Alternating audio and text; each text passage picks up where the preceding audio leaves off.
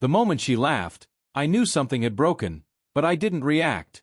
Not when the room went quiet, not when her friends exchanged those awkward glances, and definitely not when she raised her glass like she just delivered the joke of the night. "Relax, I'm just being honest," she said, smiling like it was harmless. Everyone was watching me, waiting for a reaction. I gave them nothing. I just nodded slightly, took a sip of my drink, and let the silence stretch. Because in that exact moment, I made a decision, and what I did next would leave that same room completely speechless. We'd been together for 3 years, and for most of it, I thought we were solid. Emma was confident, outgoing, the kind of person who filled a room effortlessly. I was quieter, more reserved, but I balanced her out, or at least, that's what I used to believe. "You're too serious sometimes," she'd tease, nudging me during dinners. I'd laugh it off. We had routines: Friday takeout, Sunday grocery runs, shared bills down to the last dollar. It felt like a partnership. But somewhere along the way, her jokes started to feel sharper, more pointed, like they carried something underneath. Her friends didn't help. They were loud, competitive, always trying to one-up each other. I never quite fit in, but I made an effort. I showed up, paid my share, laughed when expected. Still, there were moments, small ones, that stuck with me. "How do you deal with someone so low energy?" one of them joked once, gesturing toward me. Emma laughed. Not nervously, not defensively, just laughed. I brushed it off at the time, telling myself it wasn't worth making a scene. But those moments started piling up, quietly building something I couldn't ignore forever. The dinner that night wasn't supposed to be anything special.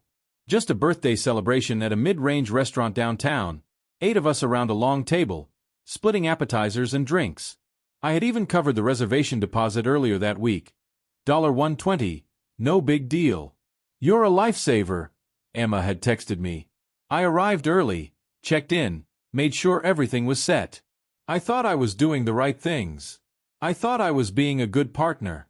But looking back, I realize I was also setting the stage for something I didn't see coming. It started small like it always did.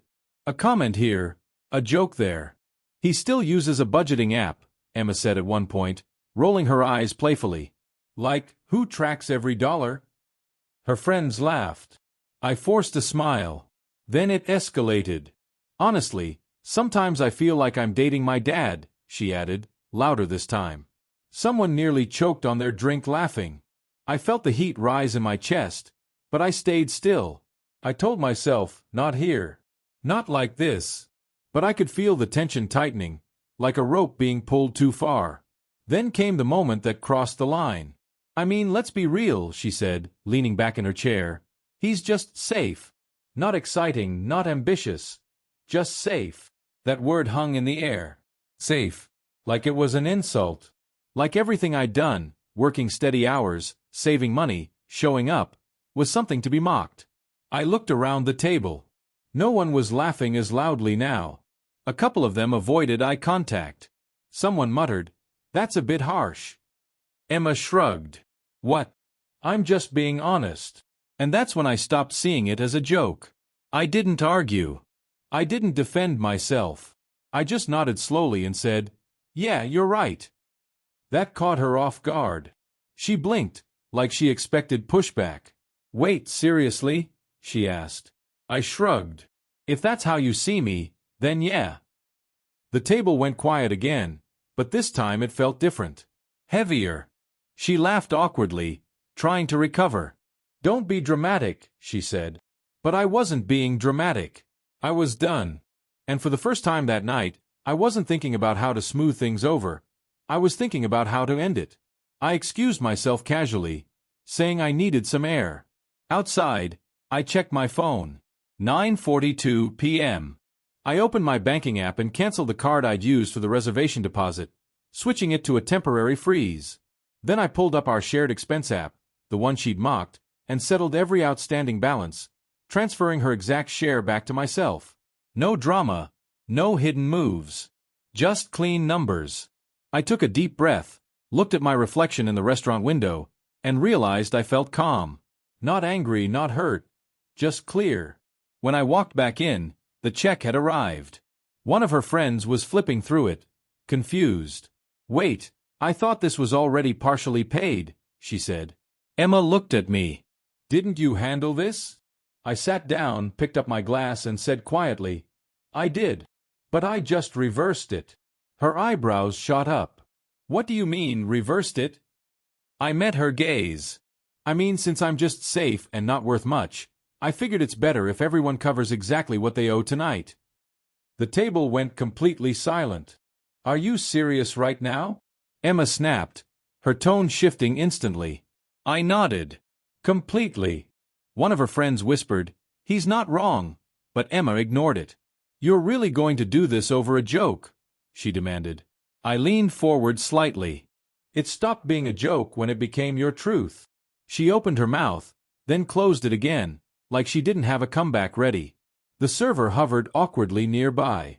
I gestured toward the bill. We can split it evenly or itemize it. Whatever works for everyone. That's when the twist hit. Not for me, but for her. One of her closest friends, Jenna, spoke up. Emma, that wasn't cool, she said quietly. You've been doing this for a while. Emma looked at her, stunned. What? Jenna shrugged. The jokes. The comments. It's not funny anymore. Another friend nodded. Yeah, it's kind of uncomfortable. Emma's confidence cracked right there at the table. She looked around, expecting backup, but didn't get it. For the first time that night, she was the one being watched, and she didn't like it. We paid separately. No one lingered after. Outside the restaurant, Emma pulled me aside. You embarrassed me in there, she said, her voice low but sharp. I let out a small breath. You did that yourself. She shook her head. I was kidding. You took it too far. I looked at her, really looked at her, and realized something had shifted permanently. No, I said calmly. I just finally took it seriously. She went quiet, searching my face for something. Anger, regret, anything she could work with. But there was nothing left to negotiate.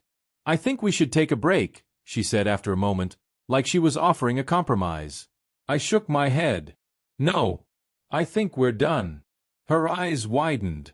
You're ending this over one dinner? I almost laughed, but didn't. It's not one dinner. It's 3 years of small things you thought didn't matter. She crossed her arms. So that's it. I nodded. That's it. There was no shouting, no dramatic exit. Just a quiet ending to something that had been unraveling for longer than I'd admitted. The next few weeks were surprisingly calm. I moved out, found a smaller place, kept my routines. Friends reached out. Some of hers even apologized for that night. Jenna sent me a message. You handled that better than most people would. Emma tried calling a couple of times, left a voicemail saying, I didn't mean it like that. But intentions didn't change impact. I didn't respond. Instead, I focused on rebuilding my space, my time, my sense of self. It wasn't dramatic or flashy.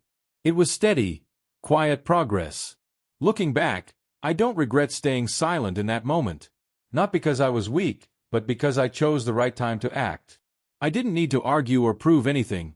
I just needed to show that I knew my worth. Sometimes, the most powerful response isn't raising your voice. It's changing your behavior. She humiliated me in front of everyone, thinking it would pass like all the other jokes. But what I did next didn't just silence the room. It ended the version of me that accepted less than I deserved. And that was the real turning point.